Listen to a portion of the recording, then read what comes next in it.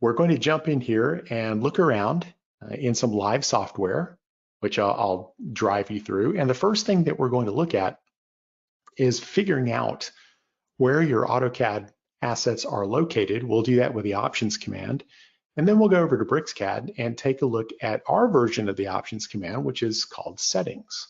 And we'll see what types of folders we find, and we'll go ahead and make a setup in BricsCAD to utilize the same type of folder structure. So let's go ahead and go to a demo here. And the first thing I'll do is show you AutoCAD. So here we are, and I will use the options command. Now, this interface is tabular, so you kind of have to know what it is you're looking for and where to go find it. But for the most part, I'm looking in the Files tab, and I'm looking at the support file search path, because that tends to be where everything gets initialized from and where Lisp routines are loaded from, etc. So we can see here immediately that this client has set up a network Z drive, and they have an AutoCAD support folder, and that seems to be where everything is coming from. So let's have a look at that. Here we go. And we see that sure enough, there's support there now. Look though, there's a Lisp folder, there's a Lisp backup folder, there's an extra backup folder, there's backups of the supports. This is the example of what I meant when I said clean house, please. Get rid of the additional folders and things. So when we migrate over, I'm going to get rid of some of this stuff. Now, I've taken the liberty of doing this and creating a BricsCAD folder already with a support directory in it. And I've copied over the files that I found in AutoCAD there. There's some Lisp utilities, a PGP, some CUI files, etc. So I've gone ahead and done this for you. Let's go ahead and look in BricsCAD and see how we can get things set up.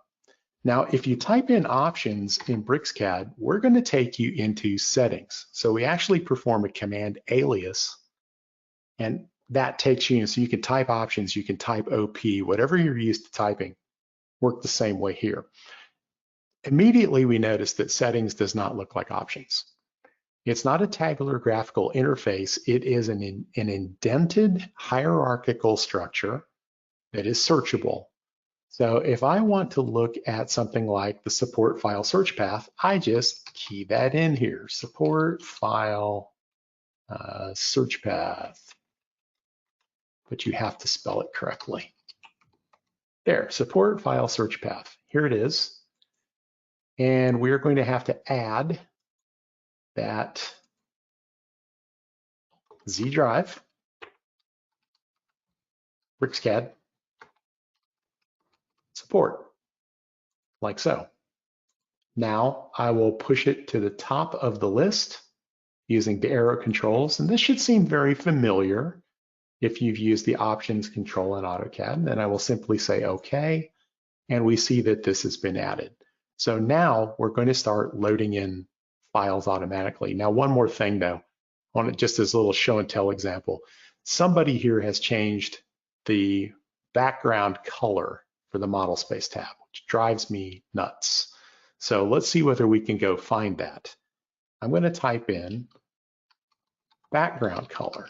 Now we see that there's a few places, like there's a hatch background color. No, that's not what I want. There's a shading background color, not what I want. There's a text fill color, not what I want. Background color, here it is. Now, notice something.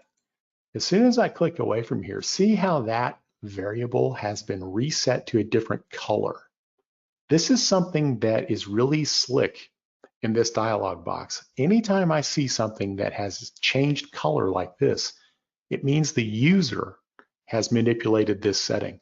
So this tells me exactly where the user has been in and what they've done. They've changed it away from the default color of black. So I can put it back the way I found it. But that's an excellent asset for debugging user machines. So a little bit of a guided tour into support there. So now that we have created a support folder we're going to take a look at some of the Lisp files that we found in there and get that correctly configured. So we're going to have to do some renaming, maybe a little bit of cleaning and a titch of editing. So I'm going to show you how that works. Now there are some key file names that are worth noting here, like AutoCAD PGP becomes default PGP. Our default CUI is called default. AutoCAD LSP becomes on start. AutoCAD doc LSP becomes on doc load. Why did we do this? Well, we don't want two files with totally different functionalities with the same name. We don't ever want the BricsCAD files to get confused with your AutoCAD files. And the AutoCAD LSP and AutoCAD doc LSP had a virus, kind of an interesting virus behavior several years back, where those files could be automatically replicated. And by renaming away from that standard, we not only get no file collisions, but we sidestep that problem as well. So some of the reasons why we have a few default file names. So when we migrate the Lisp, we're going to have to do a rename. I want to show you how you can load and look and examine your code. And all we have to do is really restart BricsCAD just to verify. Some of the watchouts, pathing. If you have something in your program that's an AutoCAD specific folder, well, someday AutoCAD is not going to be there. So if you leave that AutoCAD path in the file, you're going to have problems because it's going to be looking for a folder that's not there. So we'd like to look for those types of things and change them over to our BricsCAD folder. Let's see how that's done. So we'll go over to BricsCAD, just be a live demo here. And remember how we set up the settings folder. That was the Z drive BricsCAD settings. Well, how would we load in Lisp code from there? Well, the first way we could do it is we could do app load. And this command also exists in AutoCAD. So it's real straightforward. You just do an add, you navigate into the folder where you want to find things like a Lisp folder, and you can load the file just like this. You can load it into memory this way. And if you want it to automatically load every time you start BricsCAD, you click Auto Load. And this column is very much like the startup suite in AutoCAD. So equivalent functionality here. I'll go ahead and close that.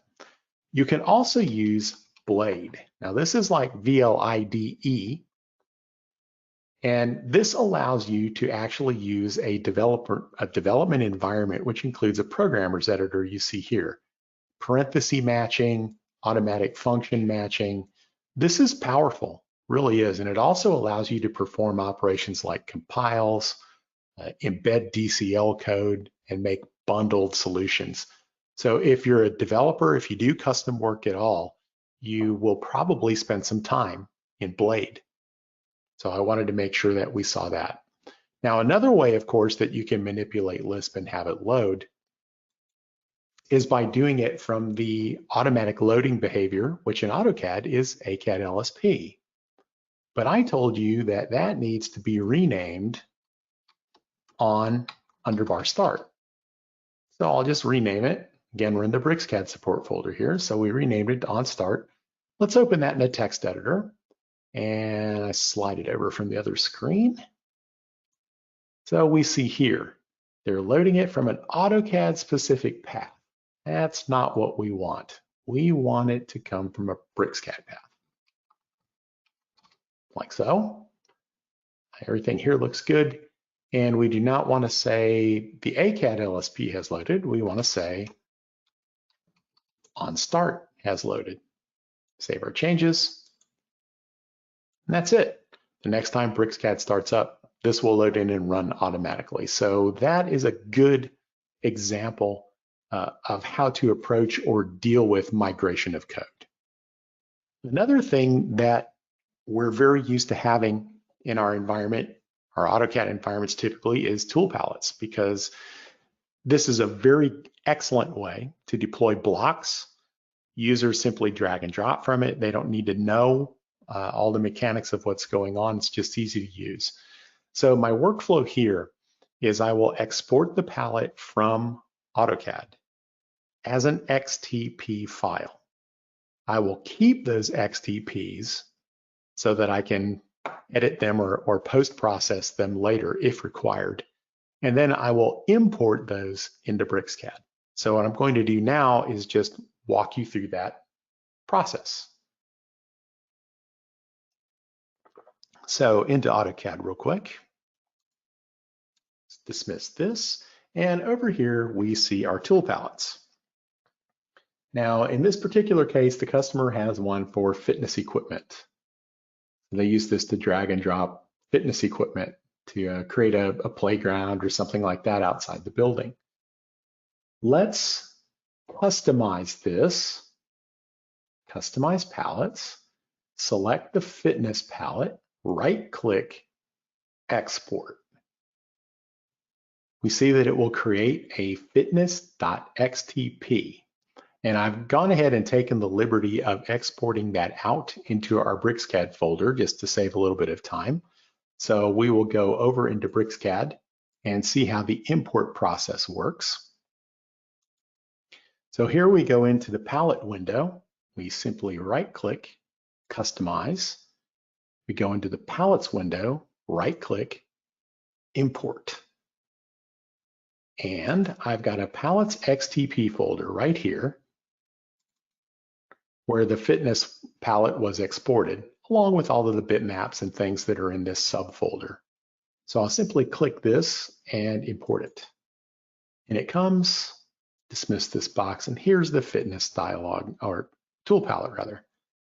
We can look at the properties of any one of the tools and see that everything we would expect, scale, rotation, auto explosion, everything that you would expect is still there. All the general controls are still there. And the hard-coded path for the file is shown here. So if you wanted to take these blocks that are being inserted from this palette and locate them to somewhere other than the C drive, you could certainly do so, but you would need to go edit the XTP file to change those paths. And then you could simply re-import the tool palette. So it's a pretty straightforward way to do it. That's why I use the XTP structure, because it's ASCII editable and I keep one per palette. So I do find this to be the ideal workflow. It's not the only way to do it, but as far as I'm concerned, it's the best way to do it. CUI files. Here's where we've encountered things like ribbon tabs and drop-down menus and toolbars. And this is something that users depend on. It's part of their user interface. They expect it to be there. So how are we going to do this? Well, again, I have a recommended workflow here. What I do is I open the CUI file in AutoCAD. I find the custom elements, only the custom elements that we want to bring over, and I put those into their own CUI file, which I call custom only. .CUI. I do this using the AutoCAD CUI commands transfer tab, and this allows me to bring over only the custom elements that I need into BricsCAD. Remember when I said migrate the minimum? So this is the best way to do that. Let me walk you through that workflow, and it will become apparent as I walk you through it. So into AutoCAD, CUI command. Here we see, by scrolling down into menus and toolbars, that we've got some custom elements here. And our mission, our goal, is to get that into BricsCAD. So I will use the transfer tab. This creates a brand new empty CUI file on the right-hand tab. Therefore, I can go here into menus and simply drag the custom menu into the menu group. I can go into the toolbars, grab the custom toolbar, and drag that into the toolbars group. If that's all I'm going to migrate, I'm done. All I need to do is save. Okay? And this will save to custom only.cuix. Now, again, I've taken the liberty of exporting this already to save some steps. So let's see how that works over on the BricsCAD side of the equation. Over here, we use the CUI command again, just the same. And we go here, File, load partial CUI. Here I have the custom only CUI that I built a moment ago in AutoCAD. So I will open it. Now this brings in the toolbar we see here and the pull down menu up top, which we'll be able to use once I dismiss the menu. So as you can see, it was smart enough to automatically paste it into your active workspaces.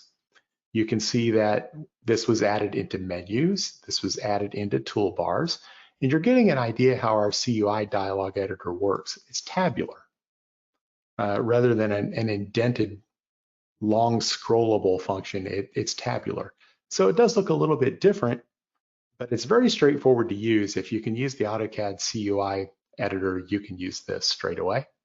So I will say OK. And the worst thing that may happen is, and it did happen, is that your toolbars can sometimes go over onto screen 1 because I like to use screen 2, my big monitor for CAD. So I had to scoot it back over. But that's it. That's what's involved with migrating things over from CUIs. Let's look at migrating over the plotter configuration, and we can also talk a little bit about using the profile manager. We go to AutoCAD. AutoCAD has a command, as does BricsCAD, called plotter manager. And this brings up the active folder with all of your plot configurations. Now, one of them that I've built is my custom PDF plotter capture. This one right here. I want to take that into BricsCAD. So I'm simply going to do a direct copy and paste of this file. Remember, this is just a configuration file. This isn't a driver or anything proprietary. So there's no problem with copying this file over into BricsCAD. So right click, copy. Now we go into BricsCAD. We will execute the plotter manager command here. And this brings up our plotting window here. I will now simply paste. And that driver comes in. Now I don't want it to say custom AutoCAD PDF plotter capture. I want it to say custom BricsCAD PDF capture. Okay, there it is. And if we now plot from within BricsCAD, let's see whether it's there. And sure enough, it is. So that is just how difficult it is to bring your plotters over. And if you're like me, getting plotters configured correctly, it's kind of painful. So the fact that I never have to restart, I can simply copy and paste over, piece of cake. And the last piece of the equation is to use the profile manager like this. And this simply allows you to take all of the settings that we've been manipulating and create an external ARG file just like AutoCAD. And then you can use Profile Manager to import those settings on another machine. So just like you're used to, only the dialog box looks a little different. That's it. It's the most straightforward CAD program to administer and deploy that I've ever worked with, and I've been doing this 28 years. So let me wrap up by saying it's really easy to replace your AutoCAD with BricsCAD.